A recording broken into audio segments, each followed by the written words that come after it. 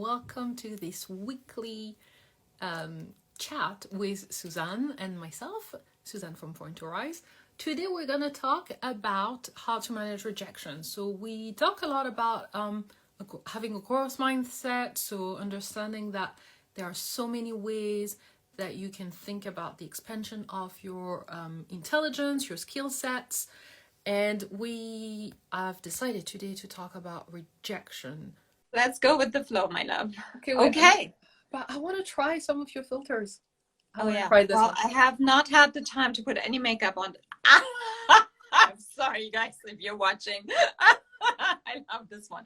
Okay, let's talk about rejection. I mean, who would reject you with those eyes? The teeth are teeth are perfect. Okay, you gotta have fun. Hello, my dream. Hi, guys. Thanks for joining. Okay. Hello, Marie. Everybody. Yeah, rejection. I actually felt rejected when you disconnected. Oh, honey, I'm sorry. I didn't mean to. Not my intention at all. Well, that's fine then. Isn't that lovely? Hey, should we start with sharing how we used to feel about being rejected and how we're looking at rejection nowadays? So you want me to be vulnerable on screen and actually share? Oh, absolutely. Yeah, that's my mission. Well, I wouldn't have an example in mind because I actually didn't think about it, but I do remember how I used to behave. Actually, the first thing is I would avoid asking for things, especially when I was younger. I would actually completely avoid asking anything because in my mind I already had a scenario and the answer was no. Oh, I love that. So good. So, okay. If in my mind the scenario ended up with no, don't even ask. Right. Took me years to realize that maybe the answer is going to be yes. And took me a lot more years to understand that no doesn't kill you. So the way I would react, I would say first, was to actually avoid the situation altogether. And then for many years, I was kind of devastated by some no's because I couldn't find an alternate solution. Mm-hmm. So the no was just the end. It was just like, there's nothing. So I'm just like, then I would shut down and just not talk to anyone and be upset. Okay. That's so glamorous. Thank you for asking me to share that. Well, no, but I guess it's important because I hope I'm not the only one who does that. And you're not. You're not the only one. I was exactly the same. And I have to say that I'm still struggling with rejection, as in hearing no. Mm-hmm. And I have to really, certainly every day work on, okay, no means not yet. No is your opportunity to find another open door. No means maybe it wasn't for me. We don't usually get what we really want the first time around. Like, we really need to ask more questions. When you said you didn't even ask questions because you were afraid of the no, oh, that was my entire life. Always, always, always. I didn't want to intrude. I didn't feel worthy of intruding. And B, I didn't want to be rejected. And I always thought that, well, if I ask the question, I'm going to be rejected anyways. Mm-hmm. Yeah. And it's a very safe place to live in. Very safe, but you're also not going to change or evolve or get anywhere. Like, you're not going to take risks with that kind of mindset. And as a dancer, as a performing artist, as an entrepreneur, as a business owner, as a human being, in order to evolve, we need to take risks. We need to step outside of our comfort zone. Definitely. And asking questions sometimes does feel like you're outside of your comfort zone. Mm-hmm. So I'm sure, and I heard this story over and over again. People have given up after a year of, auditioning tours because they didn't get a job and they heard no over and over and over again. Now, I can relate to that. I can totally understand it. But you're also closing the door because Who knows? You're collecting the no's to get to your yes. And maybe all of these companies weren't for you. What if, we forget to ask the question, but what if? Do I have it in me to go one more step? And I think that's where the secret sauce is when we're talking about rejection, on how we can reframe them. Yeah. I have another story similar to what you said. I know someone who has that, I want to say, rule that she's not gonna call you more than twice, something like that. Because I remember her saying, have you called that person? And she said, yeah, but she did not call me back. So we'll call her again. Well, I did. I called her twice. Or send a message, whatever. But it was like that. The rules was twice. I'm like, maybe she got distracted, and forgot. Like, as long as you don't get the no, it means not no. Interesting that you bring that up.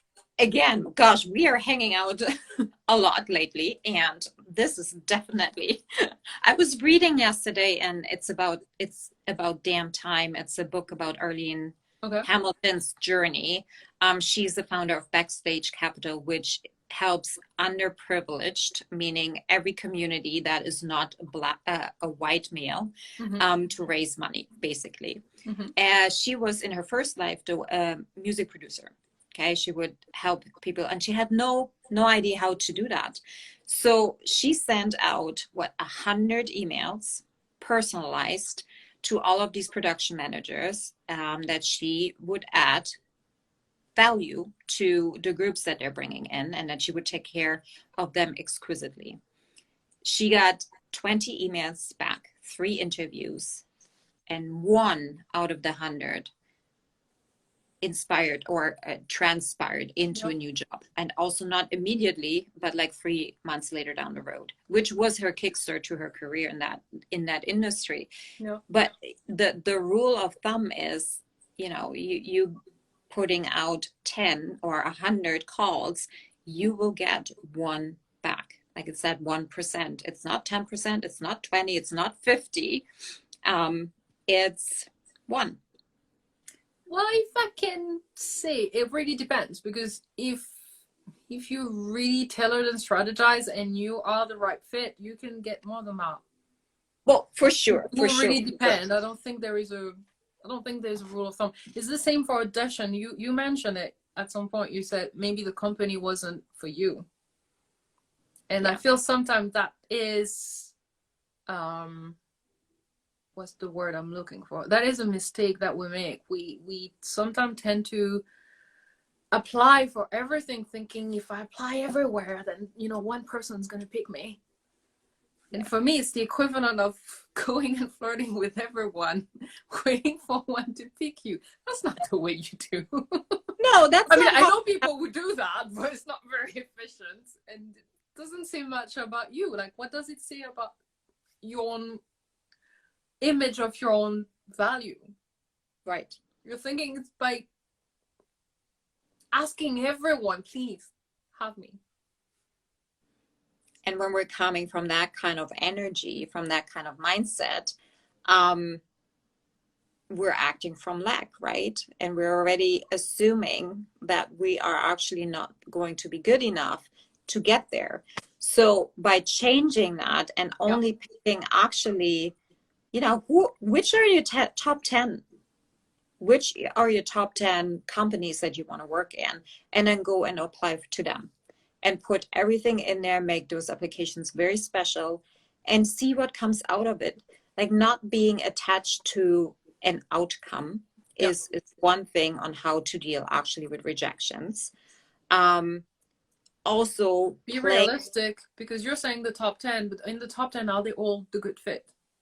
You need. Well, no. For you, like, let's say when you're picking it, they need to be your fit. Like, they need to be your company for a reason, not because of the name of the company. Because I'd love to be a dancer at Royal Ballet, but you do, but we're not a good fit. But what I'm saying is that it needs to, yes, of course it needs to be a fit for you, but if it's not a fit for you, then why would you go there, or why do you want to be there anyway? And that's exactly the point.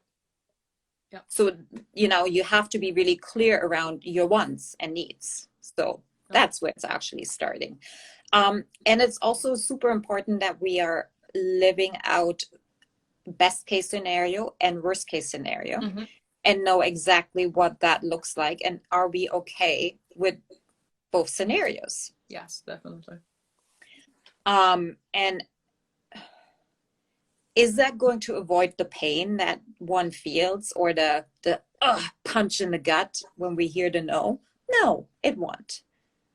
But it won't feel as devastating, and you won't be so afraid of it, of hearing the no. Yeah. Well, you're prepared. Yes, you are If they prepared. You're accept me, flexing here's that what muscle. I'm gonna do. If they do not hire me, here's what I'm gonna do. Yes. Which could include cry for the entire afternoon. And and then I get better. Yeah, exactly. Go ugly cry on the floor. It's all Yeah. and that's allowed, right? And then shake it off, learn from it, and go try again. And if that's 100 times, well, then that's what it is. I would add something on how to manage rejection, especially when it comes to audition, hiring, process, etc. It's to step away from this is defining me. Sometimes we think that as they don't like me as a dancer, I'm a bad dancer, like defining myself. When what you were mentioning before is my dancing style a good fit with what they're looking for? And that helps also understand that maybe they have not hired me not because I'm a bad dancer, but just because this is not what they're looking for, and there's nothing you can do about it. An example I gave to some of my students is, imagine Natalia Osipova auditioning for Ballet Trocadero. They only hire men. I mean, I know it's far-fetched, but I was just trying to get them to understand, if you're going to a company who's looking for someone who's fundamentally different from the way you dance, because it's not even about being a man or a woman, it's just your way of dancing doesn't match their repertoire. You can't really change that. You can evolve at some point, but we'll all have specificities that makes us us. And so if you are not hired because of that, there's no reason to be upset. There's nothing you can do about it. Isn't that the point, though, that we're struggling with so particularly in the industry? And I say we because I have for so many years, and I still find myself somewhere, that not being liked by everybody is something that defines who you are. And it is the knowledge that who you are may not fit everybody, but that's okay. You're not meant to fit everybody. We're not everybody's people. That would be so boring if It we would, loved the same people, the same kind, the same style. I mean, like. And that's where, rejection is becoming actually a natural thing. In entrepreneurship, we say, go collect the no's, go to these people and flex your muscle in hearing no, so you understand what it feels like, and you don't get thrown off by the wave of emotion that comes really towards you with that no. Yeah. And the more we hear a no, the easier it will be to reframe the no. This is happening for me, not to me. Totally. I was thinking about other kind of arts, and I was thinking, not everybody loves Picasso. No, gosh, not everybody loves Victor Hugo or whoever you may like, and it's okay.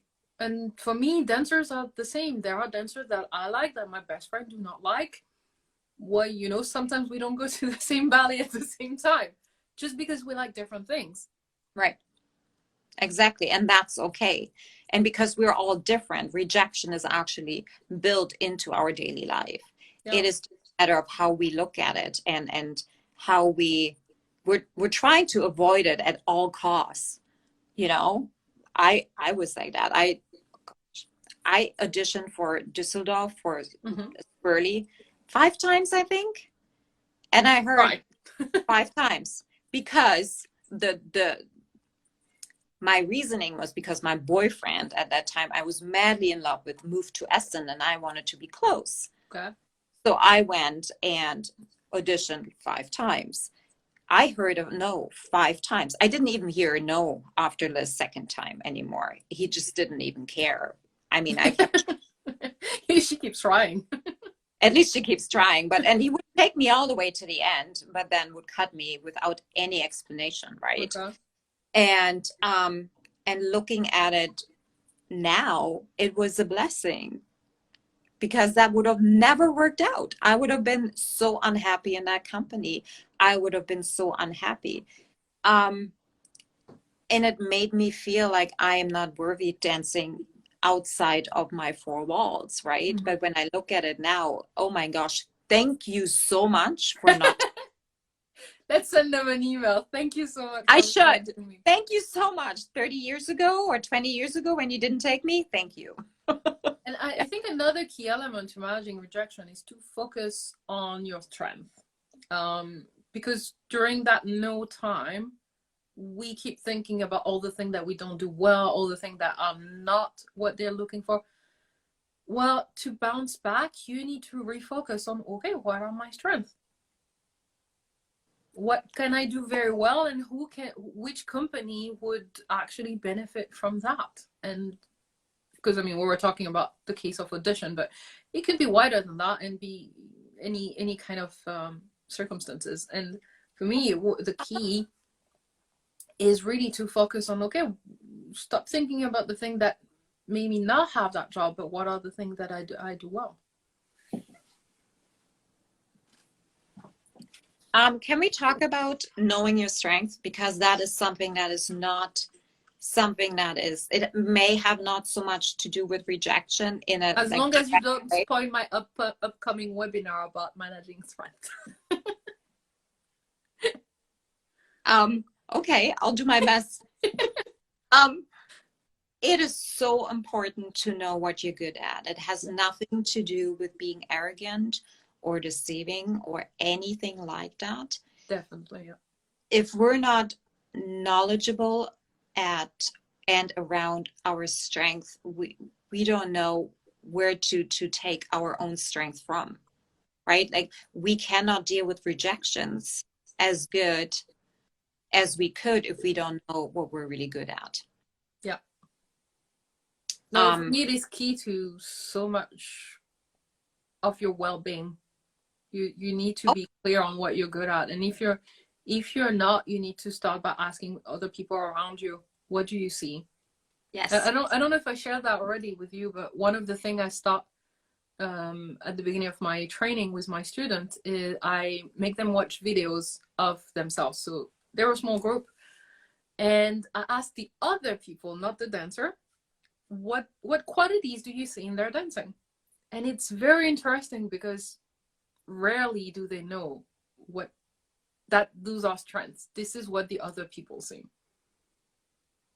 Well, because in dance particularly, we concentrate so much on what is not good, what is not working, what needs to be better, that we forget what we're actually capable of, right? And with that, we actually inhibit ourselves from growing.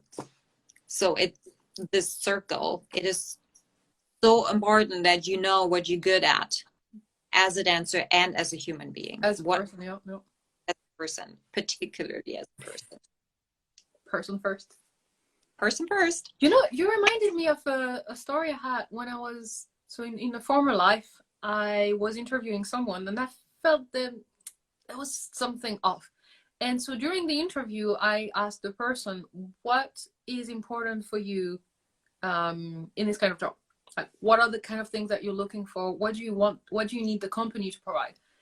And I would say 80% of the things that were important to that person will not happen in this company. And so I said it. I said, okay, you know, you're a really good candidate. I mean, your resume speaks for itself. There's so many things, but you mentioned that those things are important for you. We will not provide. So I'd like you to think about it very wisely before you move on to the second round of interviews. I got yelled at by my boss Oh, because my boss was thinking, you ruined our chance to have a really great candidate. And I said, hey, okay, let's pause for 1 second here. Yes, he's a really good candidate on the paper, but he's expecting those things to happen. And it will not. You know it, I know it, everybody knows it. This is not happening in this company. So what's going to happen? He's going to be miserable, unhappy. His performance is going to drop. He's going to stay for the amount of time that we know everybody stays. And then he's going to move on to another company. And all the time and money we've invested into creating something, all the network he's built, vanish. What's the point? It's that short-term thinking, or the short-term gain versus long-term vision, right? And we're seeing that quite a bit in the dance and ballet world. It's like, what can we do today to make tomorrow? What can we do right now to make today better? Versus how can we set ourselves up to make tomorrow better? Was that Tony Robbins? I heard it over and over and over again. Is you're always running two businesses, and that applies in the arts as much as it is in business. Anywhere, it is a saying that you can apply in your life as well. Mm-hmm. You're running always two businesses: the business that you're in right now, and then your future business, the business in you're running that too, because you think forward, like nothing stays still. And I think that's where we get so hung up in rejection, because it feels final, and it's not. It is the beginning of something different. It is. And that for me was always a good, I would say, net to fall into. You know, no doesn't mean no to you. No means to the situation, or no means not right now, or no doesn't mean you can't talk to them again. You can ask questions. Hey, can you help me understand why not? Because then I can learn from it. And no is always a learning, a permission to learn. That's very true. Yeah. There could be misunderstandings. So it could be the start of an alternate solution. Yeah. Perfect. Shall we recap how to manage rejection? Yeah. Recap. Go ahead. Okay, so we talked about not taking it personally, and how to do that, reframing it in terms of capabilities, situations. So if I take a practical example, it's not I am a bad dancer, but they are looking for a dancing style that is not what I provided today. That's what not a fit for. Yeah, that's number one. Me, number two. Yes. Number two. In no particular order, though. There's no order. No. There, who knows how Another many point that we talked about. And that was that a no can be an invitation to something completely different, because that what you were chasing perhaps isn't actually good for you or meant for you. And the reframing in these kind of situations are so important. That doesn't mean that you can't be upset. It doesn't mean that you can't go cry and eat your chocolate. It just means that no is not the end. No can always be a new beginning, depending on how much you allow that perspective to dominate your life. Yes. And so in order to understand that new beginning, that's something you can do before, and think about what are the best and the worst case scenario. If they say yes, here's what I'm gonna do. If they say no, here's what I'm gonna do. So you're already aware of your possibilities, so it doesn't come as a shock. Yes, beautiful. And rejection is also a muscle that we can build, quite honestly. So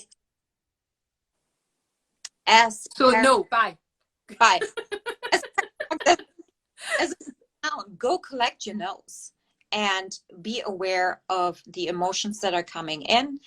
Be aware that an emotion that is not fed with more thoughts actually only lasts like 90 seconds. And then if we're not feeding it with an equal thought, it actually will subside and you will feel better afterwards. So it really, the pain won't last forever. It's just it won't last even till tomorrow, perhaps. So it's not the end, my friends, the doors. Okay, well, here we go. We should really think of a name for our TV show.